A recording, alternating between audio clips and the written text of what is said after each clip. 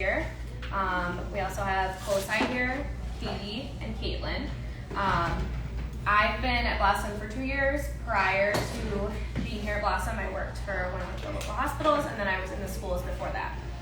So I was in the schools. I have a little bit of experience working on an IEP team, and the goal of today is so that I can kind of share what I know as a speech therapist from being in the school. I know that a lot of you as parents are planning to send your kids to school in the fall or will be soon, and would like some support with that because I know it can be a really tricky time. So I'm going to introduce Kosai, Katie, and Caitlyn too, so they can talk a little bit about their experiences as well. So I'm Kosai. I've been a BCBA at Blossom for 1 year and 3 months, and been a BCBA in a clinic for almost 3 years now. My experience with this process is mostly attending meetings as an advocate for families. I've actually attended with someone in this room, so I just want to help share some knowledge and help you guys advocate for your kiddos. I'm the lead OT here, and my prior experience is that I used to be a kindergarten first grade teacher for 11 years, and then I switched careers to become an occupational therapist. And so I've had experience, I guess, on the end of being the teacher in the IEP process. I also have 3 children and one who has a sensory processing disorder. So I've sort of been a parent on your side of it, really, which kind of drew me into this career because I struggled with trying to get my own help, and I had all the knowledge. So I think this is really exciting to have that you guys are here and ready to learn. And I am Caitlyn. I currently work as an Autism Consultant for Livonia Public Schools. Prior to that, I worked as a self-contained teacher in an ASD classroom. And I also worked at an ABA clinic as a behavior tech with Jasmine when we were going through school. So I have experience in the clinical setting, teaching, and now as an autism consultant for schools. So yeah, I work with, I support kids in their classrooms with their teachers, teaching them how to use different interventions so their kids can be as successful as possible. So for today, we're going to start with the presentation. If you have questions throughout it, please raise your hand and we'll do our best to answer them. I am going to open up at the end too for like a panel of questions so that we'll have time for that as well at the end. So kind of our outline for the day. We're going to talk first about what is an IEP, how can my child receive one. We'll talk a little bit about the IEP team, who's on the team, what is their role as someone on the IEP team. Throughout the IEP process, you'll hear a lot of acronyms like being thrown around, and I know as someone new, like a new speech therapist on an IEP team, I was like, didn't know a lot of the acronyms, so I'm hoping to share some of that with you. Talking a lot about, then we'll talk a little bit about like the accommodations that you might ask for that might be helpful for you to advocate for your child. A little bit more about advocacy and how you can support your child throughout the IEP process, and then we'll do some questions at the end. So to start, what is an IEP? As you know, many of you are here because your child either will be starting school in the fall, they might already have an IEP, so some of you are familiar with that already, but an IEP is a document explaining how the special education program is going to help your child be successful. The idea of the IEP is to help tailor your child's needs to the program to help them be successful, and the idea of the IEP is that it will qualify the child for special education. It's something important to note too with the IEP is that it's amendable at any time. Throughout the IEP process, you'll sign it at the end, which is kind of you like agreeing and saying, I'm on board. But that's like, if there's any message I can send to parents today is that you can change the IEP, you can call for a new IEP. So it is changeable, and I just want to share that. That's like my big takeaway for today, so that you don't feel like you're locked into something that maybe you don't feel like supports your child the best. Kind of a little bit more about like what an IEP is, and the idea of an IEP came from the Individuals with Disabilities Act, which was passed in 1975, and it grants free and appropriate education to children with disabilities. So the IEP is supported through that. There's 4 different types of IEPs. we're going to talk about the top 3 today, and you do have a handout in your folders that talks about the different types of IEPs. We'll mainly be talking about the initial IEP and the annual IEP. So the initial IEP is for a student who's not currently in special education. So for those of you who don't currently have an IEP for your child, this is the IEP you'll start likely in the fall. You may have already started it this summer. At the end of this last school year, you might have started it. And this requires, as a part of the IEP, it requires what is called a read and a MET, and it will help decide eligibility. So we'll talk a little bit more in a minute about the eligibility part, but that's kind of like the criteria or the part of the initial IEP. And it's looking at, is the student eligible for special education?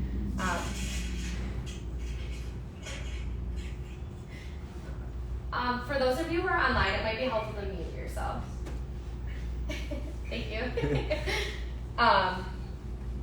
And the other part of the initial IEP is that we want to think about too is the IEP is built for the school system. So the main thing that they'll talk about when you're talking about like goals in the IEP process is that it's all going to be academic based. So it's really important that when you're thinking about goals for your child or you're working with your child's team, that it suits them academically and that it's going to support their academic needs. A good example is here at Blossom. As a speech therapist, I work with children who stutter. And so if a child stutters in the school, they might not necessarily qualify for an IEP because they might make the argument that it's not impacting them academically. Whereas here we're under more of that medical model where I can see them to work on stuttering, or reducing stuttering rather, whereas in the school they may not qualify. So that's just something to think about, how the qualifications are maybe a little bit different and why you might still continue to seek outside therapy when you're getting an IEP through the school. The annual IEP is held every 365 days. The IEP is a legal binding document, so it needs to be 365 days. And that is looking at how things have gone throughout the last year. And you can request to have one sooner, like I said at the beginning. But that's just the requirement that you have to have it every year. Similar to how we do it here, like within speech and OT, we do testing every year. It's kind of the same within the school, but the annual IEP happens once a year. And then a reevaluation IEP, that third one you see up at the top, that will happen every 3 years, and that's updated testing that happens every 3 years. So that IEP will be held, the reevaluation IEP will happen every 3 years, and that's to look at continued eligibility, to see do they still need these services, do they need different services, and that'll encompass more testing.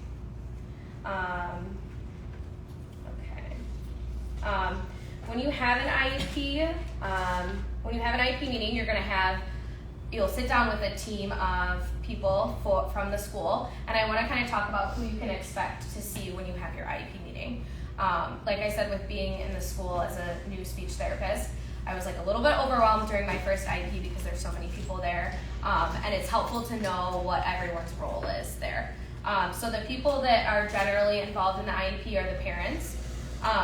At least one general education teacher should be there, and that's someone who can speak to if your child is already has an IEP and is already in school. They'll speak to how things are going in the classroom, their strengths in the classroom, areas of need, and then also a special education teacher who currently works with the student. And they'll be there to provide support for you on how your child's doing in their classroom, or if you're trying to determine what classroom to put them in. They are there to work through and talk about like what their program entails. So I know for a lot of the parents who are going, sending their kids to school in the fall, they're trying to figure out like what does the special education program look like, and then that's helpful to have that special education teacher there so they are able to provide those answers for you. You'll also have a school district representative there. That's generally like the superintendent or the special education director. It might be the principal. That's someone there who is able to answer to like what their program looks like, who can kind of work through like the legal part of it, like what you have to do as a part of having an IEP. And then you'll also have someone there who will interpret the results with you. So you might have like the speech therapist there, the occupational therapist, whoever did the testing will be there. to be able to provide those answers for you two to talk through the details of the testing that was done. You can always have 2 other individuals. So like Kosai said, he joins in on some IEPs to talk through like his experience working with the child and to help advocate for the family and the child that's not going on to school. I know Katie and I have sat in on IEPs as well to help provide support from our standpoint of we've worked with this child for the last 2 years, like this is what we know and this is how we can help. This is the insight we can give you moving forward for the school system. Did you guys have anything you wanted to share about that, being on IEP team? Not yet, other than just making sure that like the goal is kind of to help you guys advocate for yourselves too. So it's kind of what we're trying to show when we're in these meetings. Because obviously like we may not always be around to attend this stuff, especially as like the kids age out of Blossom, but we continue to have these meetings. So yeah. And I think one thing to keep in mind is that when this IEP team meets together, there might be a teacher or the OT or the speech that might not be your OT, speech, or the teacher that is going to be your teacher in the fall coming up. So I think sometimes parents maybe don't know that too when you're meeting and they're doing the testing and all of that, just be prepared that it may be a different educator once you get to the fall. Yeah. Can I ask a question? Or Yeah, please. So, what is the difference between a student support team and an IEP? So an IEP is specially designed instruction. So it's for students who accommodations aren't enough in the general education setting. So they need a plan that specifically addresses what their needs are. That has to be followed legally. So it's instruction that needs to be specially designed individually for that student. A student support plan or like a 504 plan would be just accommodations that you could put in place. So if somebody had anxiety about tests, they could go to a different room to take a test. Or if they needed to take breaks throughout their day, they could schedule those breaks. So a student support or the 504 is more of environmental changes, whereas an IEP is going to be specifically designed instruction to meet your students' needs. Thank you. Yeah, of course. Okay, so moving on to how does my child receive an IEP?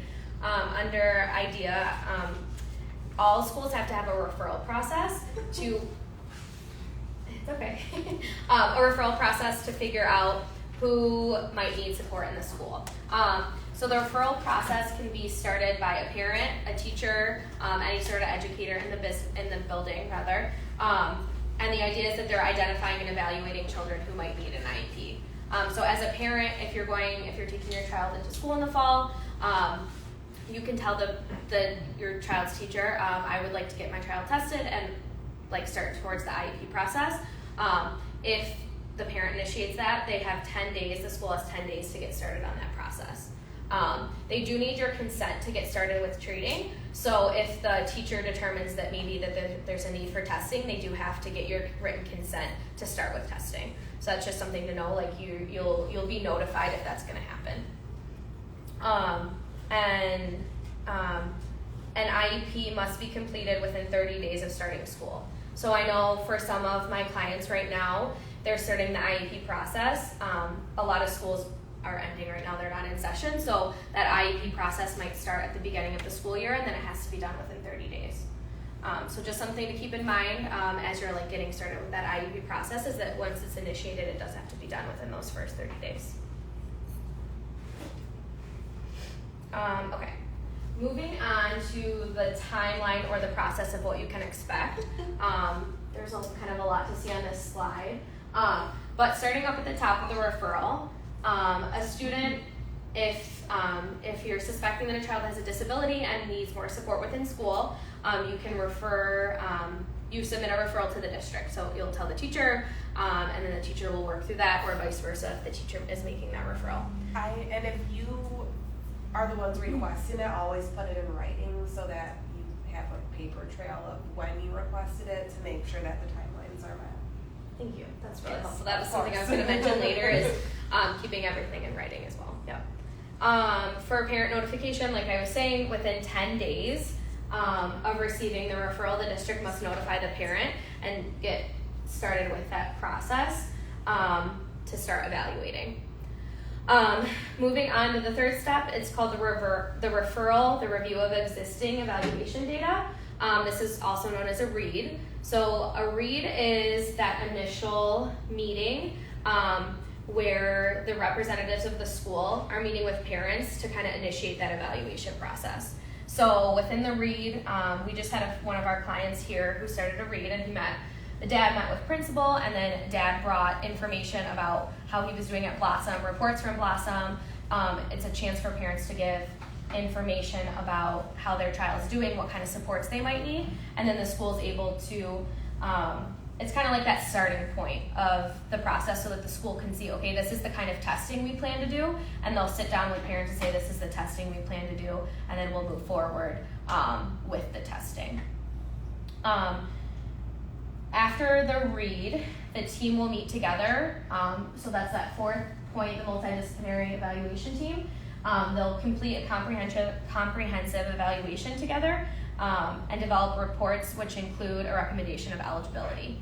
So when we talk about special education in the school, in order to qualify for special education, and we'll talk about this a little bit more in a second, but in order to qualify, you have to be eligible under certain criteria. So the point of testing is to see, is there a need for them to be in special education based off of an eligibility. From after the multidisciplinary team meeting, which that's generally just with the team, the parents won't be involved in that, but that's the team talking together, determining are they meeting a certain criteria in order to be to meet that eligibility for special education. So as parents will have that read meeting, that initial meeting saying we're going to test, and then from there you'll have the IEP meeting. So the IEP meeting, again, will be 30 days after you've started the process. You'll have the meeting with the team, and then you'll get notification that you're starting the process. So say you go through with the IEP, and as the parent, you're like, I don't agree with that recommendation, or I don't want to go through with it, you do sign off at the end giving consent. If you would rather not go through with the IEP process, you don't think it suits your needs, the recommendation would be not to sign off, so that you can kind of call another IEP, or you can figure out what you'd like to do instead. Yep. Sorry, I have just one more. So in the process of multidisciplinary evaluation, the initial review and then multidisciplinary evaluation, let's say if you already have any clinical results from the pediatrician or from the autism department, would that make that individual or a student eligible for the IEP directly? Or it has to be a thorough process of 8 steps or 10 steps, what we are going? So the school has to do their own testing to determine eligibility through the school, but during that read meeting, that's your opportunity to give those reports from the school to the school, or from the doctor to the school, or from your current service providers to the school, so that they have access to all of that as well. Okay, thank you. And so what step do, like we're going through the IEP process, Mhm. and if we wanted one of you guys to sit in, is that the Individualized Education Plan Yep. meeting that we would be Yep. saying we want? Okay. Yeah, so we are able to join like the read. I know Taylor just joined a read earlier this week. But again, that's really just like the school saying this is the testing we're gonna do. If you wanted us there from like an advocacy standpoint, I would recommend joining the IEP. Would you agree with that? Caitlin? Yeah, I Okay. would absolutely agree with that. Any other questions? You said joining the IEP, that's the Yep. IEP, right? Yep, that Okay. one. Yep. And then to clarify for the read meeting, would that be when, like, if they wanted, like, evaluations that we've done, that they would ask for them and take them to that meeting So to share with the school? typically a school's probably not going to ask you for those. I would definitely suggest that you provide them to the school. I love when we get them because they're always very thorough. I can look through them and make good recommendations based off of them. But the school's probably not going to ask for them, so I would recommend bringing them and giving them to the school.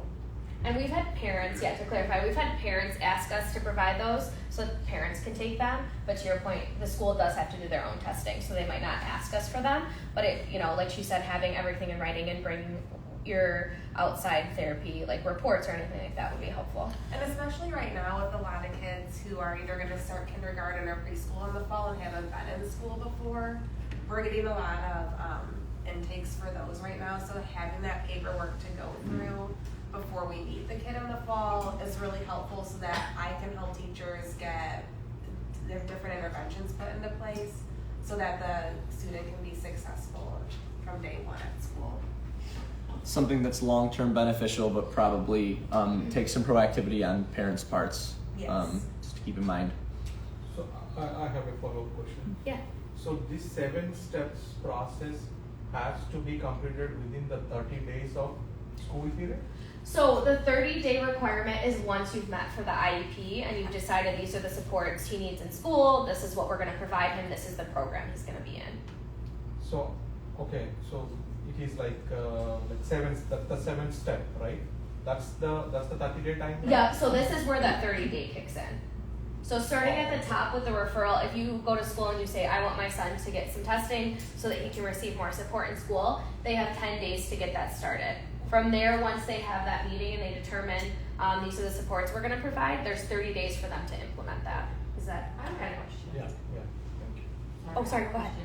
And the support that they're gonna get in school after everything's approved, is it just like from the teacher, or is? Yeah, so when we talk about support, we'll kind of go through that a little bit, like more in depth, but that would be like saying, they're gonna get speech therapy 2 times a week, they're gonna get occupational therapy, or they're gonna get social work, Like or outside of? yeah, so Okay. it depends on what's decided within the IEP, but they might, sometimes speech therapists will join the classroom and they'll do what's called like push-in therapy. So they'll be in the classroom with the child providing therapy. They might do pull-out therapy where it's just the child and the speech therapist for like 20 minutes at a time. That would be kind of like the services. Other things that they might be eligible for in terms of support is like different accommodations, which we'll talk through. That would be like preferential seating, like seating them in the front, or giving them like breaks to go take a walk outside of the classroom if it's like overstimulating, stuff like that. Okay. Yep. And Lexi, we have an online Yeah. question. So this is from Jamie. She said, why would calling off the IEP be beneficial to only do another one as opposed to just amending one? Or did I misunderstand that? So, like, sorry, say the end, the last part. So why would calling off the IEP be beneficial and then to do another one Oh, as okay. opposed to just amending Yeah. one? So an example of where that might happen would be if you're maybe not in agreement with the school on like the placement that your child's going to, or if you want your child to be in the general education classroom and they're recommending like a autism classroom. And maybe you're not really coming to terms or agreement on what the recommendation is, and so you might decide not to sign it because you don't want to set that motion into plan, so that you can kind of decide, all right, I'm going to get an advocate, or I'm going to talk through with my significant other to determine if this is like the plan we want. Maybe they'll come back to their outside service providers and ask them like their recommendations. It just kind of like stops the process so that you can figure out what you want to do instead of you're maybe not coming to an agreement.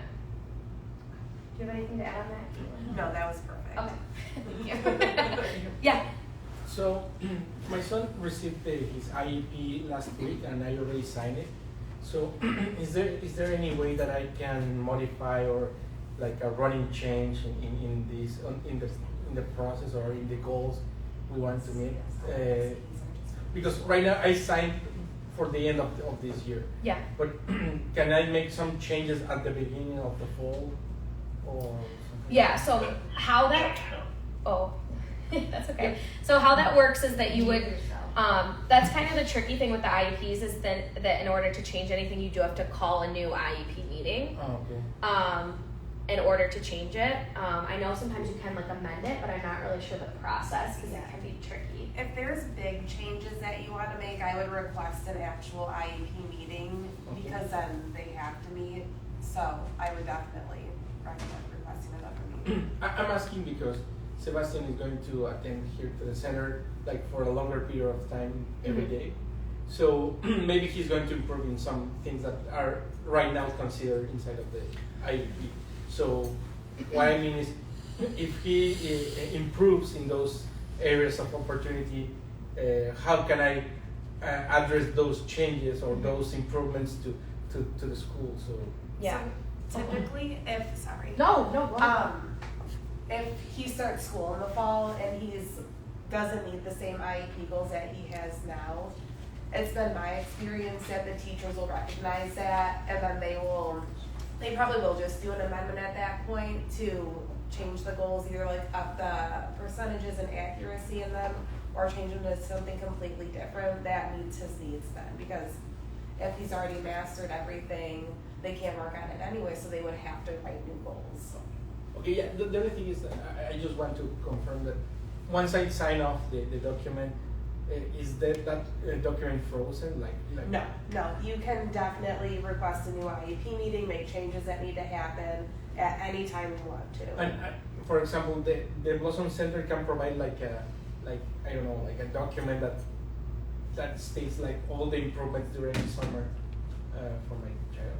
Yeah, so that would be helpful if you like had a release or if you turn that into the school so they could see all the improvements they made. Sometimes what we see kids do in the clinic doesn't necessarily match what they can do at school because they're very different environments. Yeah. Clinics are much more structured, there's a lot more control over the environment, it's one-on-one, whereas a school, there's a lot more at play, right? Like you can't control the environment all the time, so I would let him settle in for a couple weeks and see where he's at, and then meet with his teachers and see what they were seeing at school and what needs to be changed. Gotcha. Thank you. Yeah, of course. And then there's another question online. Yes.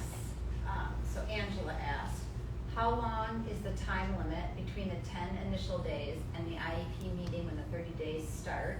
How long can parents expect the whole process to take from the time a referral request is turned in until the child is getting the services? So that is 30 days. Yes, 30 school days. 30 school days. Yeah. Was there another question? Yeah. Sorry if I'm asking too many. No, please. That's what we're here for. So you did mention right now that IEP could be given in a general classroom session versus the autism classroom session. Mm-hmm. Is it covered in the next slides? Yeah, we'll talk a little bit. So the tricky thing with that is that it's highly dependent upon like the school and the district. So each school, each district has different programs. So they might have like an autism classroom, they'll have like a general education classrooms. Some of them have like a cognitive impairment classroom. So it's highly dependent upon the school district. But generally most programs do have like a ASD classroom, an autism classroom, and then a general education classroom. And that's kind of what I was going to talk about on the next slide actually, is that we talk about qualifying for special education, and one thing I did want to mention with that is that special education is not a place. That term special education is more of like providing services and support. So saying you're in special education doesn't mean that you're in like a certain classroom versus like another. It just means that your child is eligible and going to receive more supports. So these are kind of the different qualifications for special education. When you sit down for the IEP meeting, they'll talk about how your child is qualifying. A lot of our children here, because a lot of our children here have diagnoses of autism, will fall under that category. But these are the other categories. Can you see okay? Yeah, you're good. These are the other categories that they might fall under. So, for example, earlier I talked about like stuttering, a child who might stutter. If that was the only thing going on, it was just stuttering, then they would fall under that speech and language impairment category.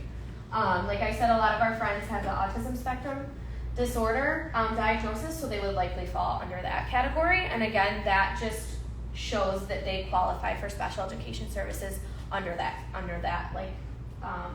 label.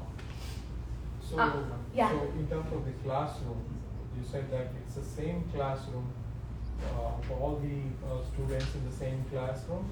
It's just that they're identifying the students with the special education needs, and they would have this extra sessions of as per their need. That's what they Yeah, so you might have a child who's in a general education classroom all day long, and then they are under that speech and language impairment. They might have a stutter, and so they're pulled out for speech therapy twice a week for half an hour, for example. You might have a child who has an autism diagnosis, and they're in the general education classroom, and then they're pulled out for therapy, for group therapy, or for individual therapy. You might have a child who has that ASD diagnosis, and they might be in like a ASD classroom for children with autism. And that's highly specific on like the program, or in the school and the district and what like services they provide. Yeah. Can you ask about the classrooms that the district has? Yeah, that would be a great question to ask. There is actually a handout that has questions to ask during the IEP. And that was one of the questions I listed on there. So to make sure that when you go into it, you have an idea of what the different classrooms are and what would be the best for your child. So I don't know if anybody lives in Wayne County, but yes, no, you know, like you made a face. But they do have, the continuum of services in Wayne County is consistent across all of the districts. So you're the first from least to most restricted would be general education, and then general education with a para, general education with pull-out resource room support, and then we have what are called local center cross-categorical classrooms, which our students need a little bit more support, but the classrooms are still relatively large. They have between like 12 and 15 kids per classroom. Some kids might have peers in that classroom. A lot of those kids will still mainstream out into general education classrooms. And then we have our autism self-contained classrooms. So those are for more like moderate to severe cases. There's only 6 to 7 kids per classroom with between 1 and 3 paras and the teacher in the classroom. So there's a lot of support built in. And then the most restrictive setting that we have is a center-based school. So it is a school all for kids with autism. So that's very, very rare that kids go there, but that support is available for kids who might need even more supports than we can offer in a general education building. Yeah. And does that generally start in the preschool setting, or does it start with like kindergarten? That continuum? The continuum. Yes. It starts in kindergarten? That would start, there are some ASD preschool classrooms, but you're most likely going to be like in an early childhood special education blended classroom in preschool. And then that big range starts in kindergarten. Thank you. Any other questions? We have a couple thoughts online here. So Anthony was just making a statement that maybe in Saginaw services are behind, so it's taking longer for services to start. So maybe that's something to ask in your district as well. Okay. And then he also asked, a lot of my kids are over 6 months without help. What can I do for them? Like out of school. Like they've been in school. So Anthony, to clarify, they've been in school for 6 months and have an IEP, but aren't getting the services that are on their IEP. He's nodding yes. Just unmute yourself, Anthony. Yes. I have a bunch of kids that are behind on their IEPs because we know we have at least 5 kids out of 8 in our class who have either autism or speech, and both speech and autism services have been behind for over at least the entire school year. And now we're going into our summer school year now, and still trying to get services started for kids, and they still can't start them because of I want to say they're telling us the psychologist is out because he didn't get a shot and he can't come to the school to observe the kids. Well, so I would recommend getting a hold of the special education director and making sure they're aware of what's going on. And if they are aware and nothing's happening, you can always file a civil rights complaint with the state of Michigan. I was gonna say that seems like it's funny because even some of the teachers who didn't get the shot, they're only requiring us to go and test weekly. So I'm like, what is the difference between the teachers testing weekly and still coming to the building and the actual psychiatrist that needs to start services for our kids coming to the building and just testing before they can? And the psychologist not being there shouldn't really hold up like the speech therapy services. I was gonna say too, just based on hearing that, and we talk about it here too, but that seems like a problem where like you want to probably level it up until you get to the person who can put their hand out and help you, especially if the school psychologist is not present. That's quite unfortunate. So I hope that helps, Anthony. And then we have one more. Can a kid who has IEP for special education for ASD classroom, but the new school does not have such classroom, can the new school still implement that IEP? So the school would have to do a temporary 30-day place-in if they don't have an ASD classroom available. So they would temporarily place him where they felt his needs could best be met for that 30 days. And then they would have that 30 days to do their own evaluation and write their IEP and place him where he needed to go in the district. So, hi. This question was from me. My name is Yash. And so my kid was going into the early childhood center in Farmington, and they identified this IEP and recommended the Long Acre School. And it was designed for Long Acre School facility what they had. But now I'm planning to move to South Leon. And then I shared the new IEP with South Leon. This is, I think, Hardy Elementary School. They said they do not have what they call self-contained classroom with ASD kids, but they have self-contained room where students can be up to 10, and along with the ASD there will be other students as well. Yeah. So is it fine to send the kid in the environment? Yeah. Yeah, that would be fine if that's the setting that they have available for him. That's probably where his needs will best be met in South Lyon, especially if they don't have an ASD classroom. It'll be the smallest class size with the highest staff ratio for him. So is it possible that the Long Acre or the county can still use the transportation from South Leon to Farmington, or that's completely no? That you would have to ask your district about that. My guess is that they wouldn't transport him to another district if you're living in South Lyon, but you can always, it doesn't hurt to ask. But if I say I will able to use my own transport, will they still allow him to continue in Farmington? You'd have to ask Farmington that question. A lot of schools do have school of choice, so that might be an option for him, but that would be up to Farmington. Okay, understood. Thank you. Of course. Okay, so kind of back to this.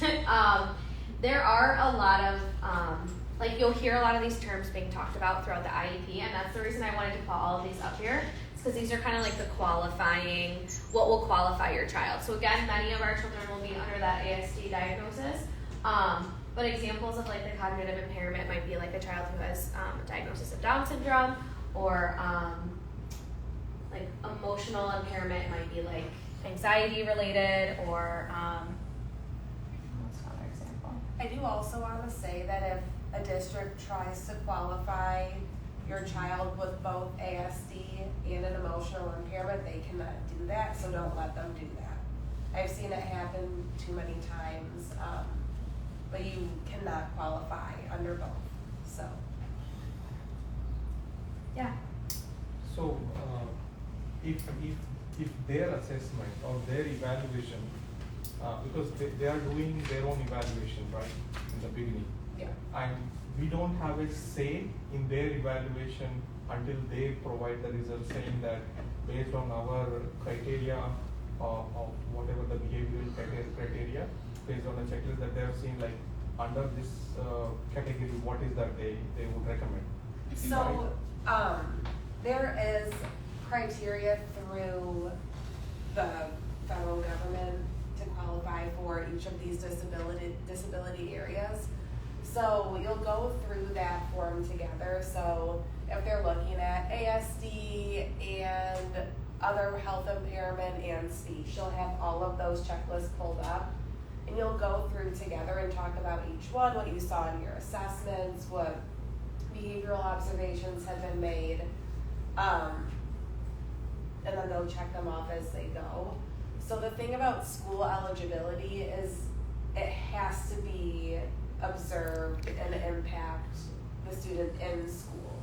Okay. So if it's something that just happens at home that the school hasn't seen, it wouldn't qualify a student for school eligibility, because to be eligible for special education, it has to impact the student educationally at school. It doesn't necessarily always have to be all academics.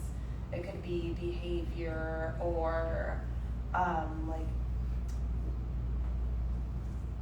executive functioning skills, I'm sorry, where like they may have trouble organizing their materials or putting things where they need to go. So it can be for a lot of different reasons how they're impacted at school, but it has to impact them at school.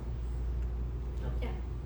So if you have an ASD diagnosis, like that was done medically, and you go into an IEP, that doesn't automatically put them, qualify that medical diagnosis No, it into doesn't. the ASD category? Correct, because schools aren't diagnosing, they're just seeing if the student is impacted educationally at school. So if they don't qualify under ASD in a school setting, the school's not saying they don't have autism. They're just saying that they don't meet the requirements to be found eligible in a school setting. I've actually had one of my clients qualify medically for ASD, and then he got his IEP, and he did not qualify for ASD through them, so that happens. But isn't it contradicting? I mean, how do we justify that? So He didn't need that level of support anymore, really. Yeah, so, yes, it's, It was almost beneficial, yeah. right, it's Yeah. basically saying he's not needing that amount of support, so it's not necessarily a bad thing. And he may have qualified, the child that Taylor's talking about may have qualified under one of the other areas, likely. Do you know which area it was, Taylor? Just speech and language impairment. Okay. yeah, and sometimes you'll see like an high diagnosis or eligibility because a lot of kids do have ADHD diagnoses as well. And for an high eligibility at school, you have to have the doctor's note. So if you bring in a doctor's note that says your child has ADHD or diabetes or any other health impairment, that would qualify them for those supports in school. Any other questions? So is the school's the primary objective or the goal is to have the student in the general education? Yes. That's So their objective. yes, the school's objective is always to have the student in their least restrictive environment, which would ideally be gen ed on their own independently. Easy to manage, and you don't need to have special budgets or resources to be allocated. Well, that, and we want kids to be as independent as possible. We want them to be successful outside of school because it's nice to have all these supports in school, but once you're out of school, you don't have that anymore. So that's why that is the school's Yeah, goal. as a parent, we also want that to be like our kids to be like as independent as possible. Yeah. We are talking about like starting with like IEP program. If the school's primary objective is to have them in a generalized school environment, and then if by any chance if we enroll them in an IEP and we say that or we put them in general, but it has to be in IEP or some sort of like IEP meeting we are trying to call, if the budgets are not there or resources are in the school district, if they do not have, so they may say that, okay, we will see it in next year, or we'll see it in the re-evaluation time, in 3 years. So there are some chances that these things may happen, right, based on the infrastructure facilities as well. In my experience working in public schools, it's always the goal to get the student into the right environment as well. So the student's least restrictive environment. So if a student's in gen ed, but they're sitting at a table in the back with a parent by themselves, or working in the hallway on their own and not interacting with the rest of the class, that's more restrictive for them because they're not able to build those social relationships and participate in their class discussions and do their work. So in that case, that student would probably be considered for a different, more restrictive setting where they can have more independence and participate with their class and build those relationships with their peers. So while the goal is general education, I think what we're trying to communicate is that that might not be the best place for them. So trying to find the idea of the IEP is trying to find what supports they need and what program is best for them based off of their needs. So the goal is general education, but that might not be what's best suited for them, to your point. And I think from a peace of mind perspective, and this would be a question for you actually, if they were to do these evaluations and say, okay, the student doesn't qualify under any of these umbrellas for services, and then they get the student into a general education classroom and they see, oh, maybe we do need some supports, are they able to go back and amend that? So that way it's like, just getting that answer, that should make you guys feel a little bit better, because the school can realize like, oh, maybe we didn't see something on an evaluation. Because I think that's something, even in the clinic, like when we do evaluations here, it happens all the time. You do an evaluation and then a month later, that evaluation isn't so helpful anymore because the kiddo's made progress or you've seen more. Yeah, and I think one of the most important things is that all of you have pretty young children, and young children grow so quickly and make progress so quickly and change so quickly that a lot of times their IEP goals probably are going to change before that year mark, because their brains are little sponges and they grow so quickly. So it's especially hard with younger kids to know what to shoot for in a year, because things change really rapidly. Any other questions before we go on? Okay. Okay, so now kind of talking about what is actually in an IEP. When you sit down, you've had the testing. Is it the time running out? You should be able to extend it. It should give an option, just so you know. So talking about what is actually in the IEP, you've done testing. Now we're moving on to like actually sitting down, talking about the programs that they're eligible for, the services, the time. So we'll kind of talk through that. The first part of the IEP that you'll see is the present level of performance and annual goals. This is an opportunity to talk about the child's strengths and weaknesses. I know, as I've been on IEP teams before, it can be difficult for parents because a lot of times we're talking about like, these are the support they need. This is the support they need. This is the program they need. And our goal is never to feel like we're only talking about like the weaknesses or the things that are difficult. So it's a really good chance to talk about the strengths and the things that they do really well. So I'm hopeful that as you have those experiences on the IEP teams, that your teams take the opportunity to talk about the things that they do well, because all of your children are great and have a lot of really great strengths. So I hope that they take that opportunity to do that. As a parent too, there is a portion of that where you can, of the IEP, where you can put something in there and you can talk about your child and you can talk to their strengths and you can talk to what your goals are for them. So there's an opportunity for you to submit that on the IEP and add that in there. And also if there's any concerns that you have about what's going on at school or the services they're getting, you can document that there as well. And something else I do want to talk about too is when we start talking about the goals on the IEP, parents can put input into their goals.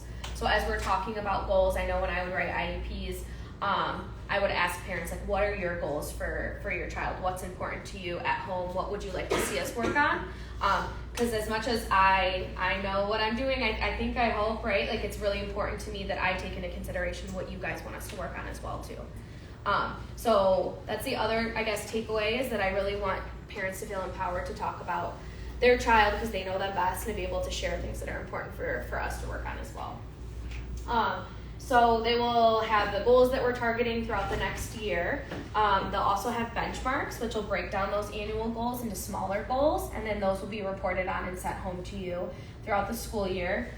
And those are sent home each grading period, and those are kind of like, here at Blossom, we send home progress notes every 90 days, so it's kind of similar to that, where it'll break those goals down so that you can kind of see where they're at with those goals.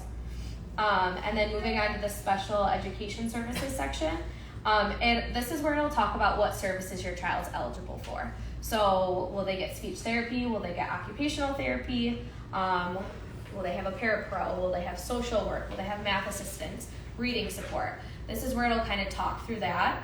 And something to think about, with the IEP being a legal binding document, you have to uphold it. So as a speech therapist in the school, I would generally write my goals and the time frames a little bit more vague. So here at Blossom, I'll write my goals to be pretty specific rather.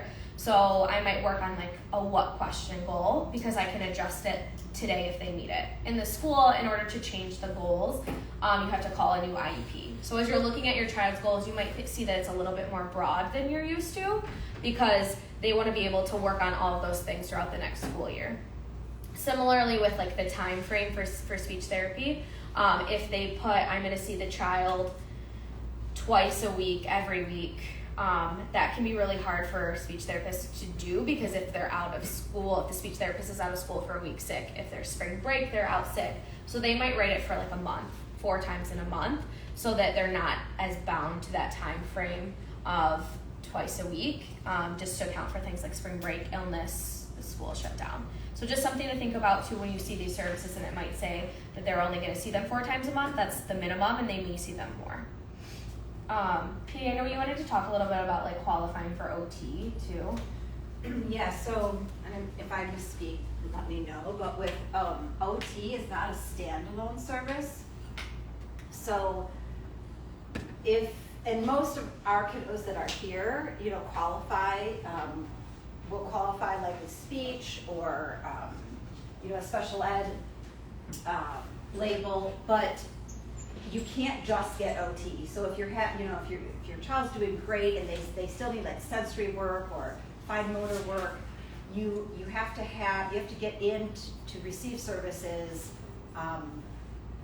with either speech, social work, or a learning disability. So sometimes that can be confusing, especially a lot of our kiddos have sensory needs, but you can't just get OT services, unfortunately. Shouldn't be that way. So so I just wanted to make that clear. And sometimes that's where the 504 plan can come into place too for kiddos that are not qualifying under these other services, but they really need like OT support, and they need accommodations for like, sensory, diet, or being able to leave the room. And that's kind of sometimes where you can go in under that 504 plan to help get those accommodations. And then the last part of the IEP, ESY and transition planning. ESY is extended school year, so that'll talk about if the child would be eligible for extended school year, and then transition planning for once they're, I think it's after 14 and a half is when they qualify for that transition planning, and that's talking about like what happens after high school. Any questions about that part of it? Yeah. ESY, is that like an extended school year, Yeah. so summer school? Yeah. Yes. Yep. They offer that? They do. You have to qualify for it. So there's 3 different areas where you can qualify. So there's regression and recoupment. So if teachers will take data. So if a student regresses on goals over like a Christmas break or a spring break or something that's a little bit longer, and then they take a long time to recoup what they've lost, they can qualify for ESY so that they don't have that long gap in the summer. They can also qualify for nature and severity. So if it's a student with like really significant behavior, who that long time off is just going to make the behavior worse when they return in the fall, they could qualify for ESY. And then there's also critical stage in learning. So this is if they're learning a critical skill, or they've like been pretty flat all year and all of a sudden they've started to make a lot of progress, they can qualify for ESY that way so that they don't lose what they've lost or lose what they've learned. Okay. Moving on to the advocacy portion. A couple, these are just some tips after like being on an IEP team or communicating with parents. The first thing I would recommend is that if there's a term you're not familiar with, like if they're talking in those acronyms and you're not sure, asking for clarification. You can also ask your school, like here at Blossom, we try to provide a lot of parent education on things that are working well here. But if the teacher's talking about something that's really working in the classroom, like ask the teacher, how do you implement that? How can I use that at home? I kind of mentioned this earlier, but at the end of the day, you do know your child best. So advocating for them by asking questions, providing insight. Like Caitlyn said, you can type up like things you want to share about your child and bring that with you to the IEP meeting, because it can be really overwhelming when you go there. So having that written down so that you're able to share that when the time comes. Other recommendations too within like advocating for your child, you can record the IEP meeting. You do have to give 24 hours notice, so that might be helpful for parents so that they can like listen back or think about, you know, what happened during the meeting. And then another thing that I recommend too is like writing down the questions you have for the parent or for the IEP team, so that when you get in there you're not lost and you can refer back to kind of what you wanted to touch base about. And so with that being said, I did put in like the package you guys have questions that Kosai and I have come up with related to the IEP process that you might ask the teacher.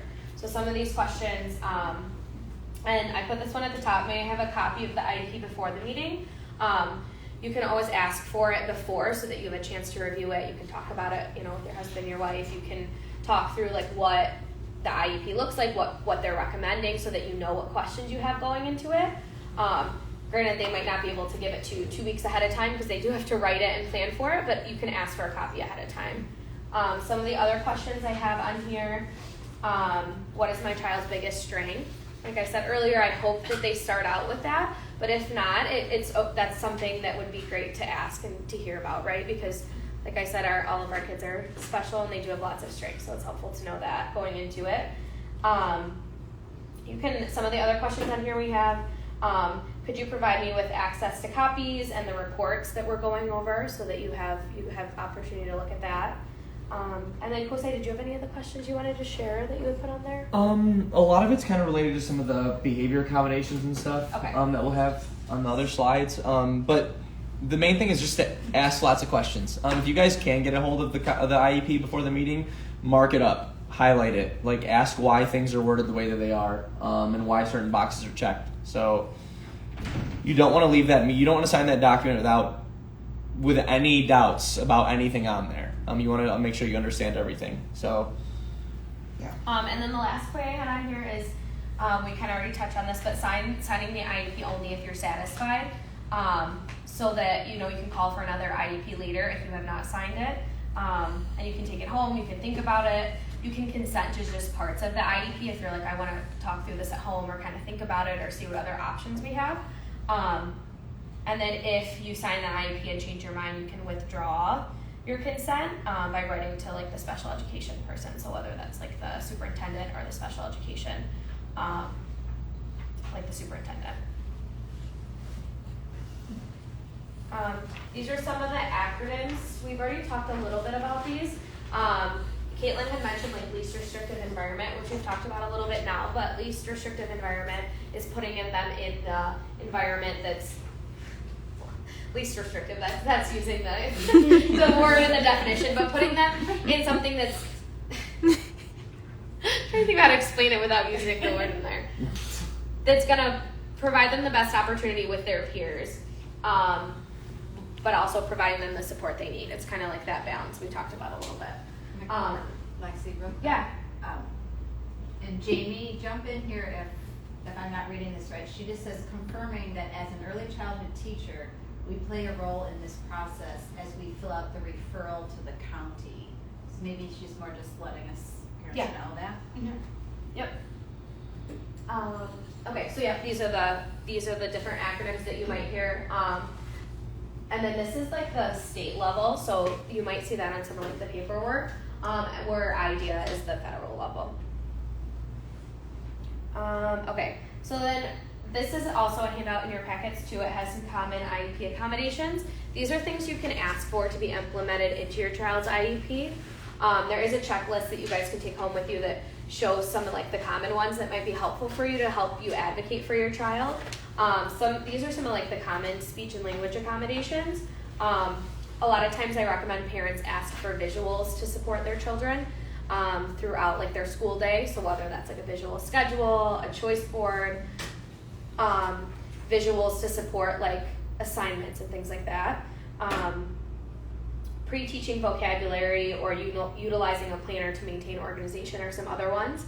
So it might be helpful for you going into the IEP to look at this checklist that you have in front of you and thinking like what would be helpful for my child to have at school that I can ask them to implement. And then the teacher too, having observed your child or been with your child, will probably have an idea of things that would be helpful to have as accommodations as well. And then there's some occupational therapy accommodations. And I kind of just wrote down ones that just to get you thinking, because oftentimes if you know something that works, you can bring that up and ask for that in the IEP. But oftentimes from the OT standpoint, from the sensory standpoint, you want to make sure that your child has that ability. If they get overwhelmed by an environment, that they have the ability to take a sensory break, that they have access to maybe, I know Lexy mentioned like taking a walk if they're feeling overwhelmed. Sometimes we use like weighted vests, headphones. Again, districts all have different equipment, so it's something that you just have to ask for and see what they have available. If that's something that's been working in outpatient OT. The other area, because the OT in the medical and then in the school is very different too, because they're looking at how it impacts the education. So we're looking a lot at the fine motor skills and some of that visual motor. So I kind of put one on there that talks about decreasing visual field of work kind of as they get a little bit older. It just kind of thinking about that, I gave an example, like instead of 10 problems on a page, 5 problems on a page, or requesting increased time for taking tests and completing homework. So even from that standpoint of a child getting overwhelmed with work, that's a little further down the road for our kiddos, but it's just something to be thinking about as you're really thinking about how your child learns best. And then for some of the behavior accommodations, I won't go through everything, but a lot of what the three of us kind of suggested will overlap. Like I think visual supports are a pretty universal one. Some of the some of the most common issues that you hear about from teachers at school are like, oh, they have trouble with transitions or something like that. And kind of breaking that down from like our lens is like, they may be anxious about the transition or they may not like where they're transitioning to. And by using visual supports, you can kind of help with that first thing. If they know where they're going, it's a little bit easier to make some of those transitions.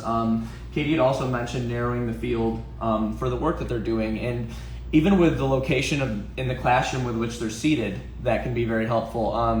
Like if you're sitting in front of a window and looking out a window while your teacher's trying to do work with you, that may not be ideal because there's kind of a lot going on outside. Where maybe when you're trying to work, it may be better to like sit on a rug so you're not seeing everything like that's up and all around you. Also, like with kids that start in classrooms, kind of relieving some of the anxiousness, like you can use like fidgets. Circle time is another thing that I think teachers, when I meet with teachers, they've said like, oh, they kind of have trouble in like the group teaching setting. Using fidgets or like chewies, anything during that situation that may help them remain like still and a little bit more focused, regulated, as we say here, could be helpful. And then choice boards, timers, things like that. Just different sorts of supports that we use here, trying to get those implemented for the kiddo at school, because we mentioned this before, a lot of classrooms use visual supports, but they don't use them, they just have them posted. So trying to make sure that these things are actually used for our kiddo, and that we're like using it appropriately, having the teacher or an aide use the visual support when we're actually making the transition instead of kind of just having it out and relying on the learner to do it themselves. So, yeah. Thank you. say some frequently asked questions. These are questions that I've had parents ask me or that we've kind of like talked about. The first one is, my child's in special education and would benefit from attending a private school. What do I do? So special education services are only mandated in K through 12 public schools. So private schools do not have to provide support. They do not have to provide, like, they do not have to uphold an IEP. Sometimes private schools will like contract out for speech therapy. They might contract out for occupational therapy, but they don't have to. So that's just something to know if you're trying to decide if you'd like to send your child to a public or to a private school versus a public school. Next one, I do not agree with the services my child's school is providing. What should I do? So kind of like we've talked about a little bit already, services are negotiated throughout the IEP. And if you are not like coming to an agreement, you can ask for an IEP with someone at the next level, kind of like Kosai had mentioned. So if you're having an IEP with the principal, you might ask to have the superintendent there or the special education director, so that you can kind of get more support and get more information there. From there, you can go into like a mediation step. I don't know how often that happens. I've been in a couple mediated meetings this year. Okay. But they go, actually, they're very beneficial for parents and school staff who don't really seem to get along or agree on what the child needs. In both of the meetings that I was in, the parent was right. So I think that the mediator really helped advocate for the student in those situations when the teacher was really resistant to putting different things in place. So, go ahead. Who's the mediator? Is that through the school, or can you bring your own mediator? It was provided through the county. You can bring your own advocate. So you wouldn't bring a mediator, but if you have an advocate, you can definitely bring an advocate to meetings with you. And that could be somebody from here, that could be somebody that you hire privately. It can be somebody through like the ARC of Oakland County or like CMH or something like that. So there's a lot of different places where you can find advocates, of course. Next question, I don't want my child in special education, but the school is insisting. What should I do? So the answer to that is that parents have the right to choose. So you do consent after the IEP to start that process. You cannot sign off of it and say that you don't want services. The school can't provide them if you don't want them. So it is up to the discretion of the parent. Yeah. One more question. Yeah. No, it's okay. If you have an IEP and then you switch districts, does the IEP stay in the district or does it follow the child? That would follow the child. So the district that you are currently in would send that information to the new district. The new district would have to accept that IEP and do a temporary placement while they write their own IEP. If they feel like the services and everything is good on that IEP, they can just copy it over. Sometimes we'll write a completely new IEP though if we don't like the way the other one was written. So okay. And some resources here. So lastly, I did want to open it up for questions for Caitlyn, Kosai, Katie, or myself. Anyone has questions? I have more specific questions. I'm sorry? I said I have more specific questions for you. Oh, okay. Obviously. Okay. Yeah. Do we have to do the IEP? If we feel like our child, I want to just put my child in school and hope for the best that they're going to do good and they're going to excel. I know it said that you have the 30 days after they start, but say they start and they do good, but maybe 3 months, 4 months later on, they start having some behavior problems or something. Can the teacher then request that, or is it end after the 30 days? Yeah. Okay. Yeah. Yep. They can start the process over. You don't have to agree to do an IEP if you prefer not to. Okay. Yeah. There's a question here. Angela asks, can a child be qualified under the EI category while in preschool Head Start before going into kindergarten? What steps could an early childhood educator or the parent do to get a child qualified under the EI qualification while the child is still in a 3 to 5 year old classroom before going into kindergarten? I need to read that again. Yeah. A lot of words. I know. Sorry, it's long.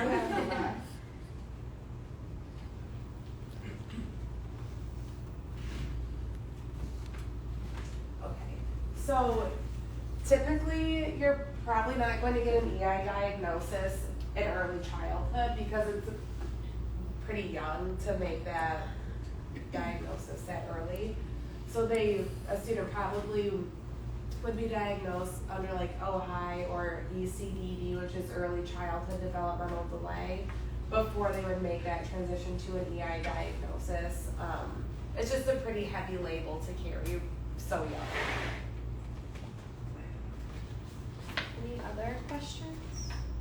I have a question. Caitlyn, I know Livonia Schools has like an ASD program. Can you explain what like an ASD classroom typically looks like? Yeah, so we have ASD classrooms from preschool through post-secondary, which ends at 26. Our ASD classrooms have a maximum of 7 students. Most classrooms have 5 or 6 students. Every classroom has at least 1 para in the classroom. The classrooms with 7 students have 2 automatically just put in the classroom. So the environment is like highly structured. There's a lot of visuals that are used very appropriately by the teachers in the ASD classroom. A lot of students have individualized support, so some students will have like a first then board or a token board or whatever else they might need, behavior expectations on their desk. It's a very enriched environment with those supports already built in. And then some students might also have like a one-on-one paraprofessional with them depending on how much support they need. So classrooms can have however many paras they need in those rooms. It's always a teacher certified to teach students with autism, so they'll have that ASD certification. Yeah, there's just a lot of supports already built into that program.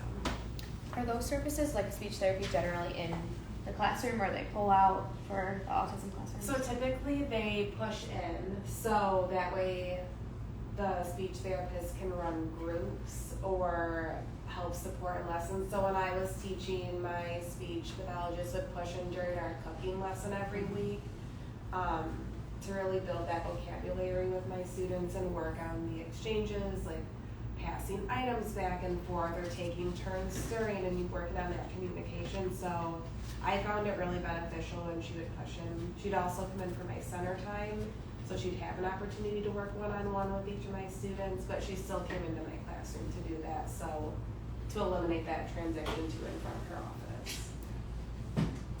Yeah. Okay, so if you didn't, like, let's say you agreed with the foundational aspects of the IEP, but you didn't want a particular service, can you say, I would like to opt out of this particular service?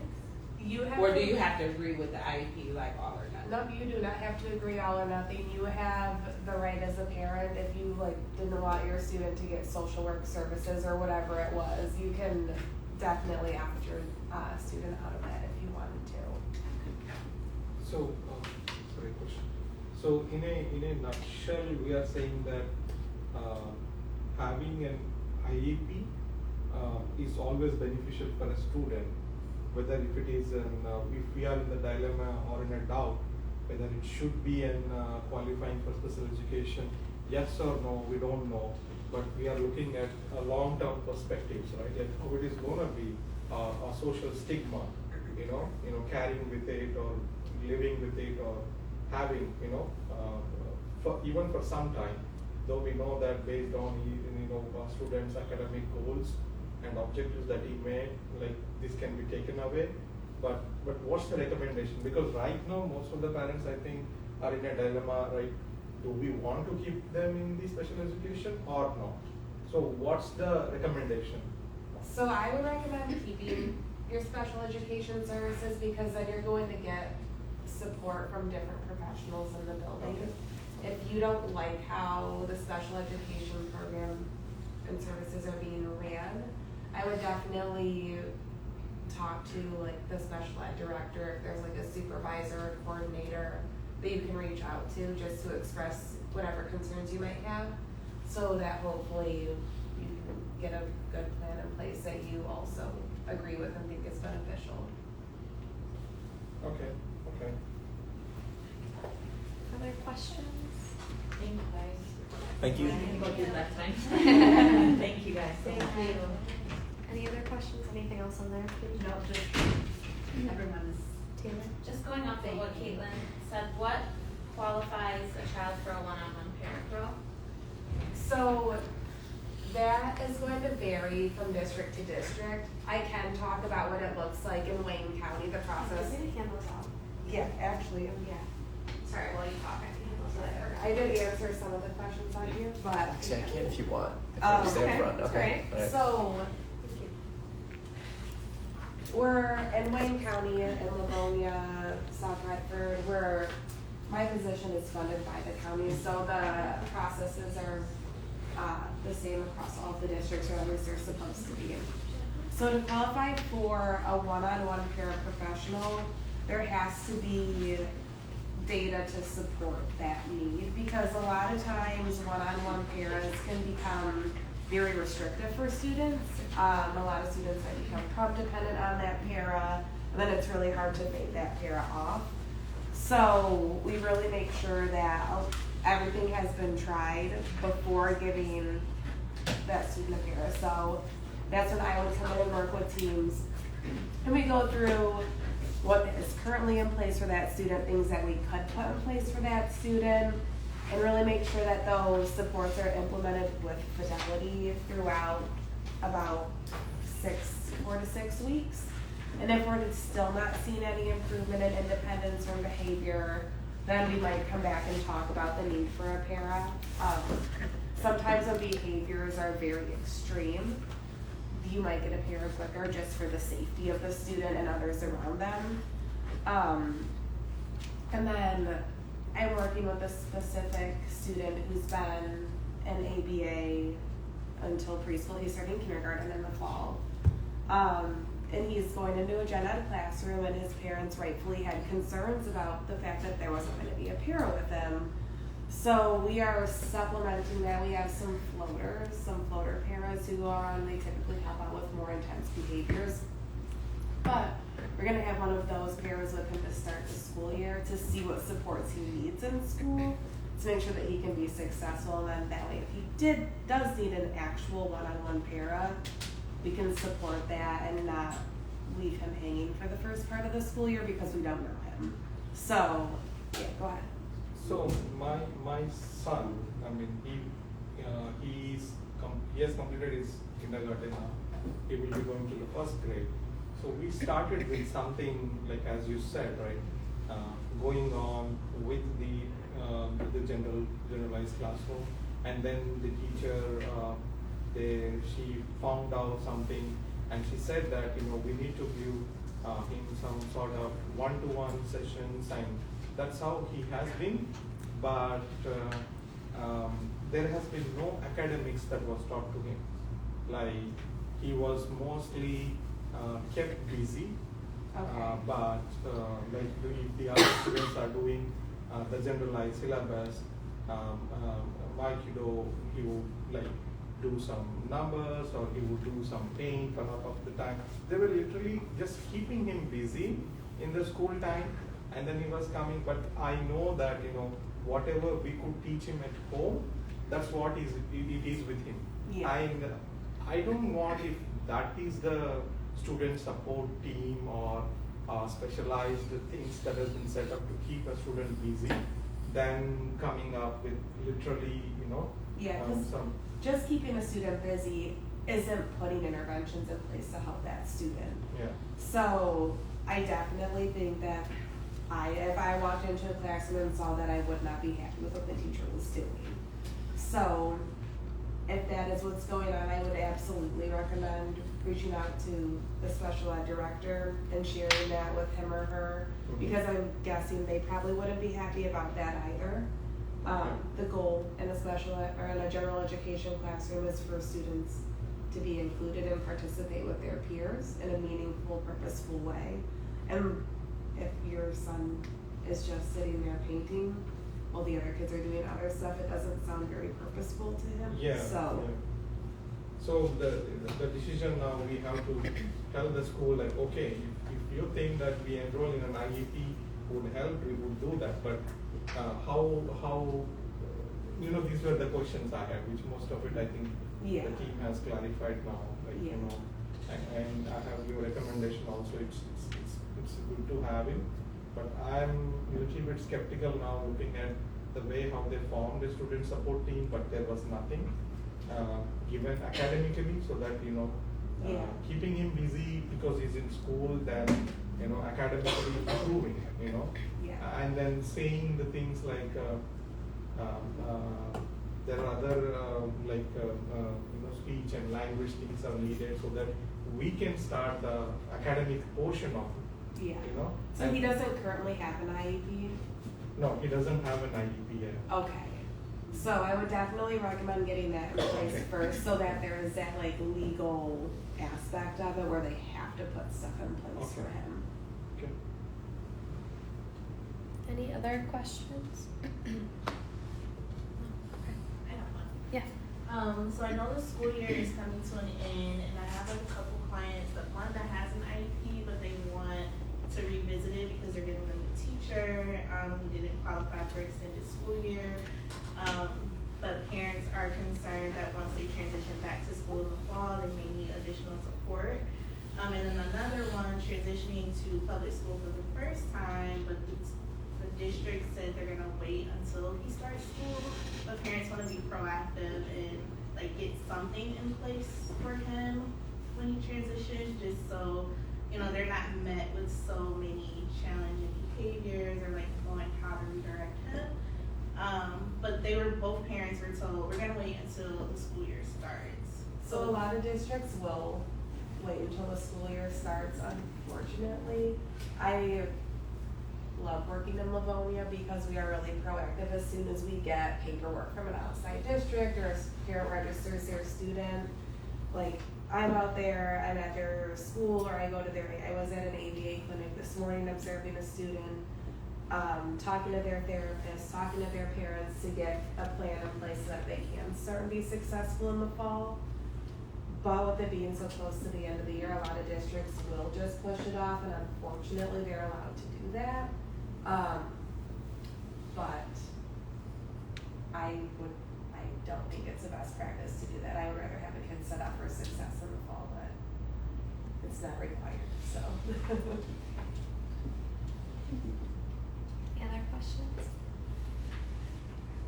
Thank you.